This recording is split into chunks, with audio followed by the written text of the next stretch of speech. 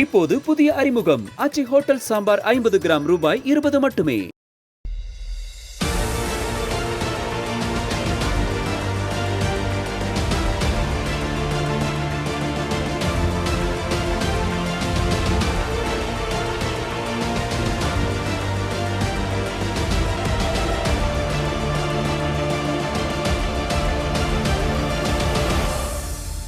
தமிழ்நாட்டுக்கு பிரசாந்த் கிஷோர் என்ற பெயர் புதிதில்லை என்றாலும் தமிழக வெற்றிக் கழகத்தின் மேடையில் சிறப்பு பேச்சாளராக அவர் தோன்றியதும் விஜய் அவருக்கு பெரும் முக்கியத்துவம் கொடுத்ததும் பெரும் கவனத்தை உருவாக்கியிருக்கிறது. தமிழக வெற்றிக் கழக மேடையில் பேசும்போது தமிழ்நாட்டின் அடுத்த நம்பிக்கை விஜய் என்று சொன்னதோடு 2026இல் தாவேக்க வெற்றி மேடையில் தமிழில் பேசுகிறேன் என்றும் கூறினார் Prashanth Kishore. When I will return here to give a thank you speech, it will be in Tamil. Come and thank people of Tamil Nadu after victory of TVK in 2026 in Tamil. இந்தியாவின் முக்கியமான தேர்தல் வியூக வகுப்பாளர் என்று அறியப்படும் பிரசாந்த் கிஷோர் மிகுந்த கவனத்தோடு பேசுபவர் என்பதால் விஜய் தொடர்பான அவருடைய கணிப்புகள் கூடுதல் முக்கியத்துவத்தோடும் பார்க்கப்படுகின்றன. பிரசாந்த் கிஷோர் என்றால் மோடி முதல் ஸ்டாலின் வரை அவர் பணியாற்றிய முக்கிய தலைகள் நினைவுக்கு வருவது வழக்கம். சரி, பிரசாந்த் கிஷோர் தொட்டதெல்லாம் பொன்னாகத்தான் மாறி இருக்கிறதா? பார்ப்போம். பிரசாந்த் கிஷோர் பிறந்து வளர்ந்ததெல்லாம் பீகாரில்தான். இங்குள்ள கோனார் கிராமம்தான் அவருக்கு பூர்வீகம். 1977இல் பிறந்து பொறியியல் படித்த அவருடைய வாழ்க்கையில் எண்களும் கணக்குகளும் வியூகங்களும் நுழைய ஆப்பிரிக்காவில் ஐநா அமைப்பின் பொது சுகாதார திட்டம் ஒன்றில் பணியாற்ற கிடைத்த வாய்ப்புதான் காரணம்.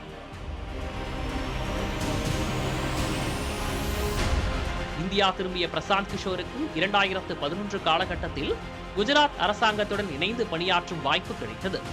அன்றைக்கு குஜராத் முதல்வராக இருந்த மோடி கண்ணில் அவர் பட்டபோது பிரசாந்த் கிஷோரின் புள்ளியியல் வியூகத்தை பாஜகவின் தேர்தல் அரசியலுக்கு பயன்படுத்த முடிவெடுத்தார் மோடி. 2008இல் அமெரிக்க அதிபர் தேர்தலில் ஒபாமா பயன்படுத்திய நவீன வியூகங்களையும் சமூக வலைதள பயன்பாட்டையும் 2012இல் குஜராத் சட்டமன்ற தேர்தலில் கொண்டு வந்தார் பிரசாந்த் கிஷோர். குஜராத் தேர்தலில் பாஜகவுக்கு கிடைத்த பிரம்மாண்ட வெற்றியை அடுத்து தேசிய அரங்கை நோக்கி பிரசாந்த் கிஷோரை மோடி நகர்த்த காரணமாக அமைந்தது.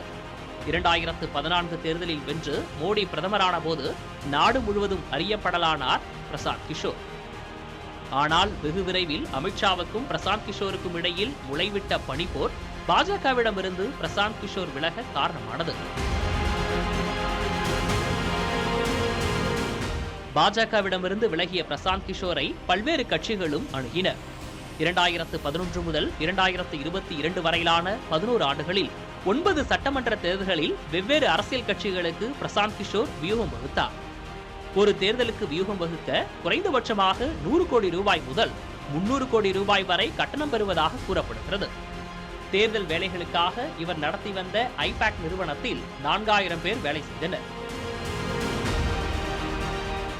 2015 பீகார் சட்டமன்ற தேர்தலில் பாஜகவுக்கு எதிரான போட்டியில் நிதிஷ்குமாருக்கு வெற்றி வாய்ப்பை PK உருவாக்கி தந்தார். அதைத் தொடர்ந்து 2017இல் பஞ்சாபில் காங்கிரஸ் கட்சியின் அமரிந்தர் சிங், 2019இல் ஆந்திரத்தில் YSR காங்கிரசின் ஜெகன்மோகன் ரெட்டி, 2020இல் டெல்லியில் ஆம் ஆத்மி கட்சியின் அரவிந்த் கெஜ்ரிவால் ஆகியோர் இவரின் வியூகத்தின் உதவியால் ஆட்சியை கைப்பற்றினர். 2021இல் வங்கத்திலும் தமிழ்நாட்டிலும் ஒரே சமயத்தில் பணியாற்றினார் PK. இரு மாநிலங்களிலுமே அவர் பணியாற்றிய கட்சிகள் வென்றன. இவையெல்லாம் PKவின் வெற்றி கதைகள்.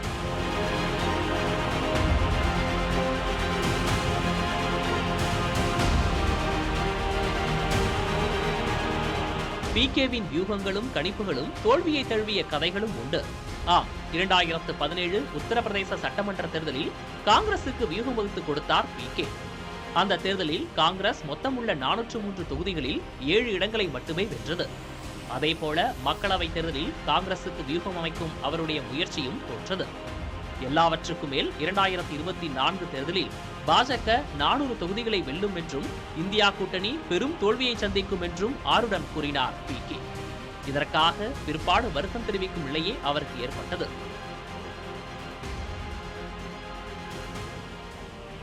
எந்த மாநிலத்தில் எந்த கட்சிக்காக பிரசாந்த் கிஷோர் வேலை செய்கிறாரோ அந்த மாநில மக்களிடம் இவரது ஐபேக் குழு விரிவான கள ஆய்வு செய்யும். மக்களின் தேவை என்ன என்பதை அறிந்து அதற்கேற்ப பிரச்சார உத்திகளை வகுத்துக் கொடுப்பார் பிகே.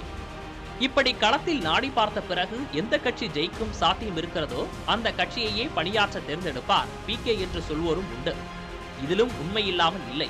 ஏனென்றால் பிகே தேர்ந்தெடுத்த எந்த குதிரையும் புதிய குதிரையோ பலவீன குதிரையோ இல்லை. உத்தரப்பிரதேசத்தில் மட்டுமே பலவீனமான காங்கிரஸை அவர் தேர்ந்தெடுத்தார். அதில் எந்த மாற்றத்தையும் அவரால் உருவாக்க முடியவில்லை. கணிப்பாளராகவும் யூக வகுப்பாளராகவும் கூர்மையாக பேசக்கூடியவர் பிகே. பல சமயங்களில் அவர் கணிப்புகள் துல்லியமாக ஜெயித்திருக்கின்றன. 10 ஆண்டு காலம் தேர்தல் வியூக பணியாற்றிய பிகே 2022இல் வியூக பணியிலிருந்துதான் விலகினார். தன் சொந்த மாநிலமான பீகாரில் ஜன்சுராஜ் கட்சியை ஆரம்பித்தார். தமிழ்நாட்டில் திமுகவுக்காக 2021இல் வேலை செய்தார் என்றாலும் திமுக மீதும் அதன் தலைமை மீதும் தீவிரமான விமர்சனங்களை ஏற்கனவே வைத்தவர்தான் பிகே.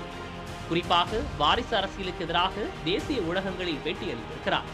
விஜயுடனான அவருடைய நெருக்கத்துக்கு திமுக மீதான தனிப்பட்ட கசப்பும் ஒரு காரணம் என்கிறார்கள் அவரை சுற்றியுள்ளோர்.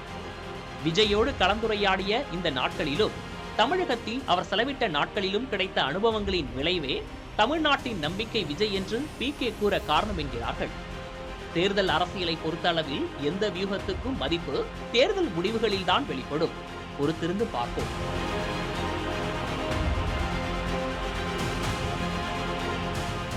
புதிய தலைமுறை செய்திகளுக்காக முகமது ரியாஸ்.